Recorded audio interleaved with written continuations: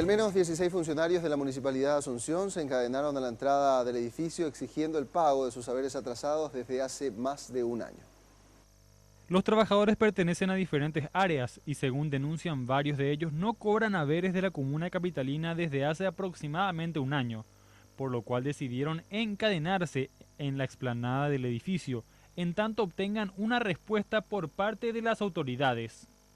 La compañera estuvo trabajando todo el año pasado en la franja costera, le prometieron una bonificación de 2 millones mensual, trabajaron mañana, tarde y noche, desde junio a diciembre hasta hoy en la fecha que no le pagan, ¿verdad? Esta señora, su hijo está enfermo, le hicieron renunciar con la promesa que ella iba a ingresar en reemplazo de su hijo para seguir teniendo tratamiento en IPS. Hasta hoy día todavía no está su resolución de ingreso. La compañera es esposa de un compañero que falleció hace un año, 4 meses. Nuestro contrato colectivo prevé de que un compañero que fallece, si es sostén del hogar, su señora o su hijo tiene que ingresar en su reemplazo.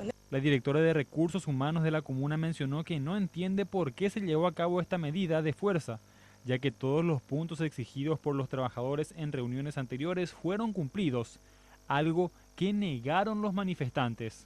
De hecho que nosotros tratamos de agotar todas las instancias, hemos solicitado del año pasado paritaria, el cual no tuvimos eco. El martes pasado tuvimos una tripartita en el ministerio, no se presentaron los representantes de la paritaria, se fue un abogado nuevito que fue contratado por esta administración y no nos dio respuesta.